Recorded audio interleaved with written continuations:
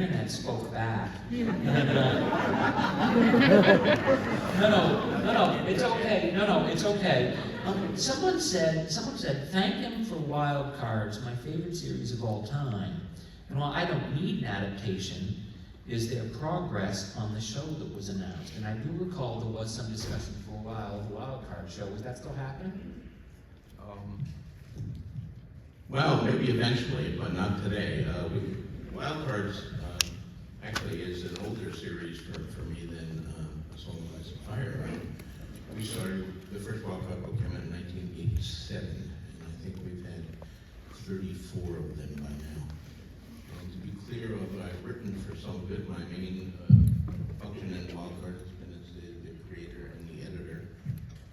And it's superheroes in prose. It's not really superheroes, it's maybe superpowers in prose, done more realistically and gritty, as you said. There was something in the water then in the mid-late 80s. You had Dark Knight, Watchmen by Alan Moore, Wild Cards.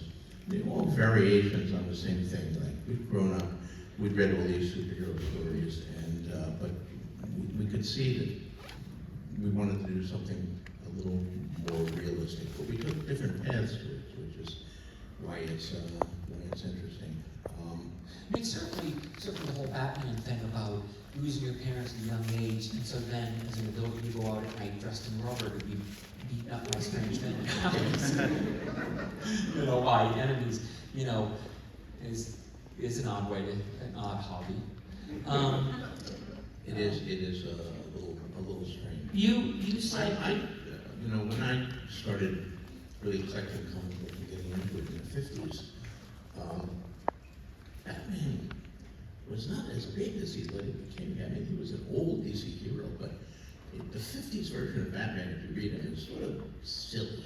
I mean, he's like a square 50s guy. He's showing up in Gotham City is full of giant typewriters and other weird architectural things. Yeah. He's always fighting a villain on the keys of a giant typewriter and punching him, and there's no darkness in it whatsoever. The original Batman was a very dark character, as originally created, and he became, again, the Dark Knight, but in between there was the silly Batman period, in which you had the stupid TV show.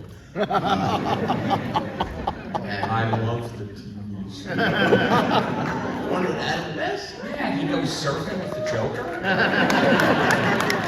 A shark comes up to bite him with a glass of a shark upon his stuff. I mean, some people are like, oh, Christian Bale's my Batman. Adam West is my Batman.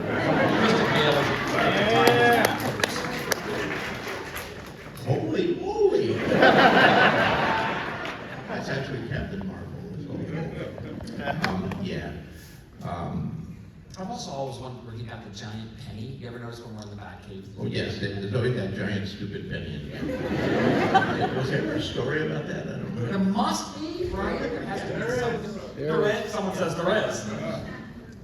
I did like the Batcave. I mean, if I was a superhero, I would want to have a cave. Full of giant souvenirs from all of my Your victories. That's right, yes. But no, I of course I read comics when I was a little kid, not only Superman and Batman and the other superhero comics, but back in the 50s, the comics there was a lot more different genres. There were of course, romance comics for the girls. There were the funny animal comics, Foghorn Leghorn or Sugar and Spice or whatever they were, and you read those when you were a little kid, and you got rid of them. There were hot rod comics. Now I lived we never owned a car. Never, ever. We lived in the projects, we owned no car. I took buses or walked everywhere. But that always made me want a car.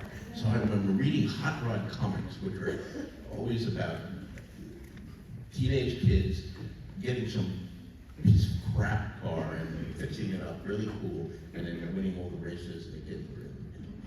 That was a genre. And there were westerns and all of these other types of things.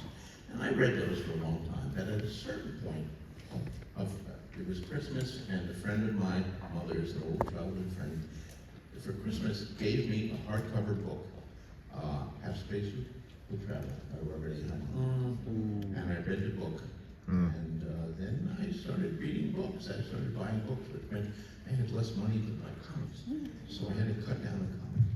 And I also got rid of some of my old early comics. I was stupid back then. Everybody else I didn't know these would never be worth anything. But I got rid of all my comics. And like a year passed, but then I started seeing these wonderful comics. What the hell is this? There were these 4 people fighting this giant monster. And one of them looks like a monster himself. What's going on here? And I read the Fantastic Four, and then Spider-Man came along a little later, and then Stan Lee was just inventing these things I swear, no one in such a short period of time, he invented the basic fundament of the Marvel Universe.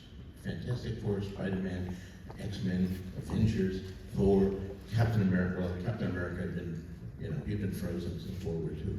But they brought him out and brought him back. And it's amazing, that whole lineup of things that Lee created in a relatively short period of time, like 1 or 2 years. Yeah. I want to turn back to Game of Thrones.